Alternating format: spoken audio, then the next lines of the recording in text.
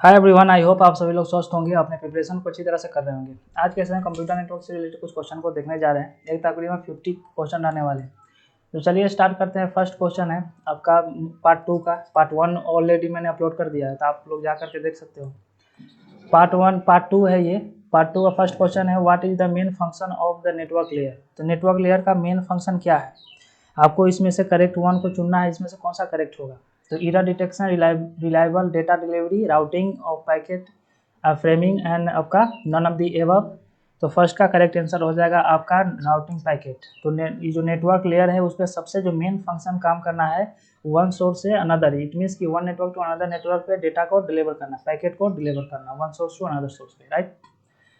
चलिए question number 2 है, which protocol is responsible for a logical addressing. तो ARP, PPP जो पॉइंट टू पॉइंट, IP जो internet protocol है, MAC जो है आपका फिजिकल लेयर पर वर्क करता है, right.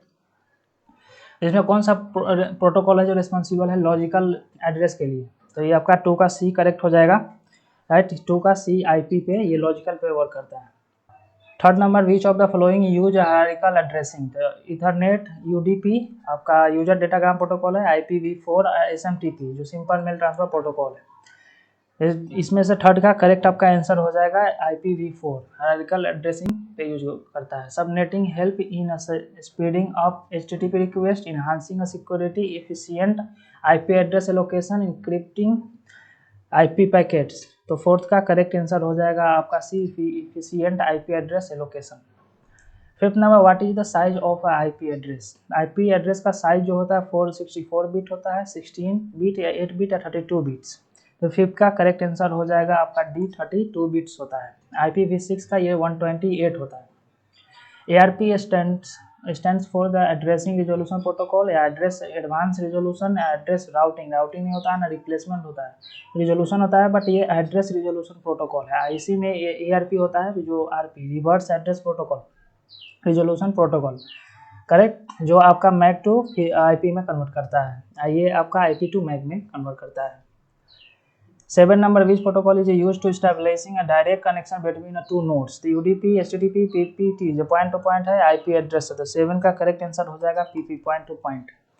8 number, the what is the role of a router in a networking. Networking में राउटिंग का क्या फंक्शन है, क्या रोल है। तो डेटा फ्रेमिंग करना, packet forwarding between the two nodes या बिटवीन द नोड्स, या MAC एड्रेसिंग या फ्लो कंट्रोल। तो आपका राउटर जो है नेटवर्क लेयर पर वर्क करता है, इसका पैकेट फॉरवर्डिंग का वर्क है। 9 number, the which of these device work at that data link layer। तो data link layer bridge, router, modem, switch. तो 9 का करेक्ट आपका आंसर हो जाएगा ब्रिज जो है ये वर्क करता है at data link layer. Bridge भी करता है डेटा लिंक लेयर, स्विच भी वर्क करता है, राइट। राउटर ये नेटवर्क लेयर पे वर्क करता है, और ये मोडेम और आपका ब्रिज जो है ये फिजिकल पे है, फिजिकल पे ब्रिज नहीं होगा, ये स्विच वर्क करता है आपका डेटा लिंक लेयर पे। 10 number is the classless IP address system known as. तो IPv5 नहीं होता है ना, करेक्ट। ARP CIDR क्लासलेस जो आपका इंटर डोमेन राउटिंग जो, और इसका आपका DNS। तो 10 का करेक्ट आंसर हो जाएगा आपका CIDR, क्लासलेस के लिए यूज किया जाता है। और फ्लो कंट्रोल प्रिवेंट, तो error correction, overflow of data eight receiver, IP address conflict या नेटवर्क कंजेशन। तो 11 का करेक्ट आपका आंसर हो जाएगा overflow of data eight receiver. Which of this is a contention based on MAC protocol. तो token बस, pooling, CSMACD, slotted ring.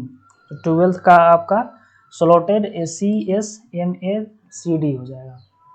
13 number, तो what does the data link layer ensure the logical addressing, reliable transmission of frames, web browsing, email delivery and none of the above. तो 13 number का correct answer हो जाएगा आपका reliable transmission of a frame.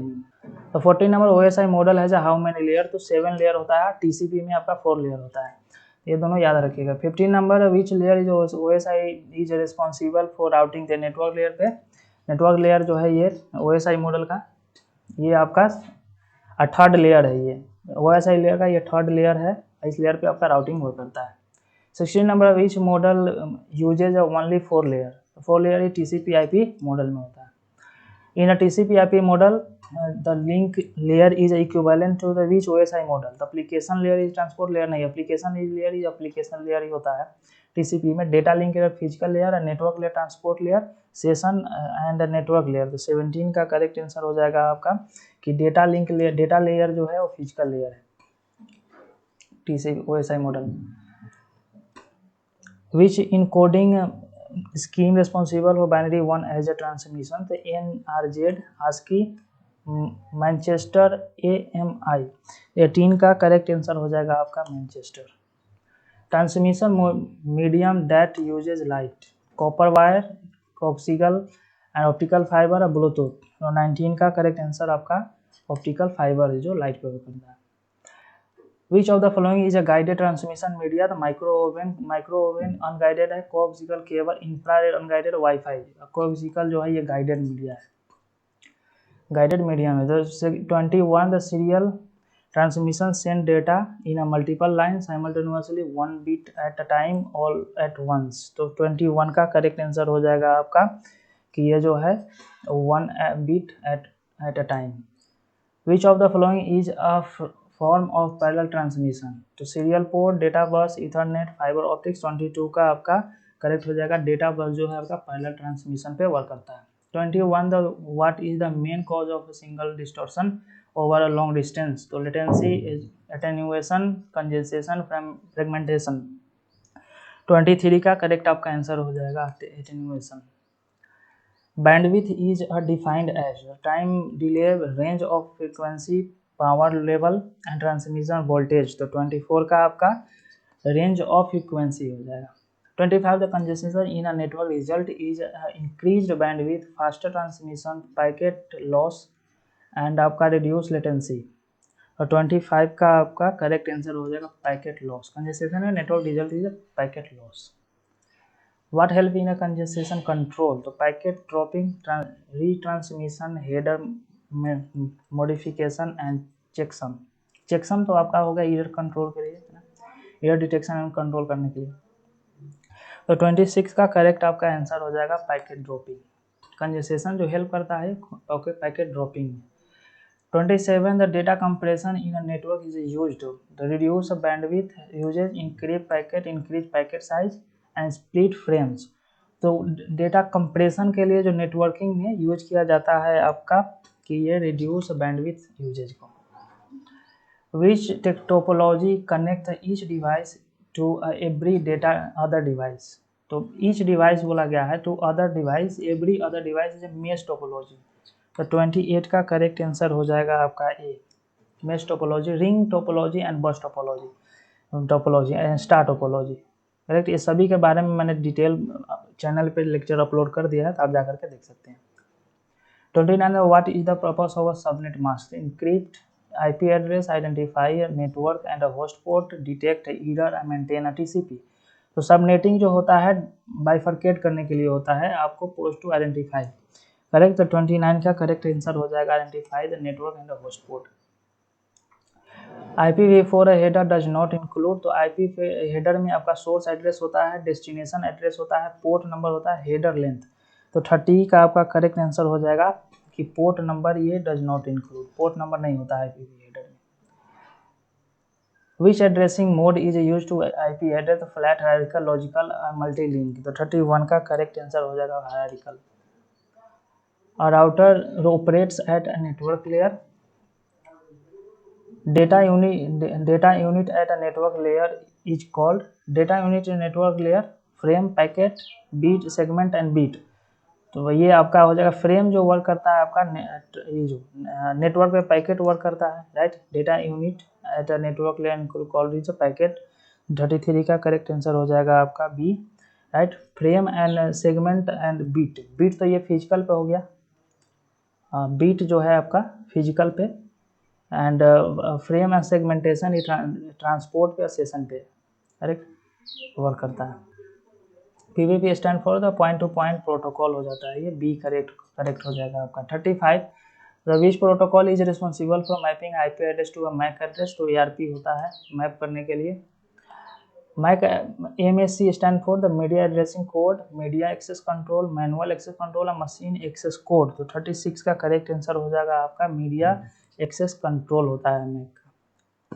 Which of the following is a polling based on a protocol? The CSMA CD and Aloha and token ring Ethernet Ethernet। तो आपका 37 का correct answer हो जाएगा आपका टोकन रिंग जो है पोलिंग बेस्ड ऑन प्रोटोकॉल पे work करता है।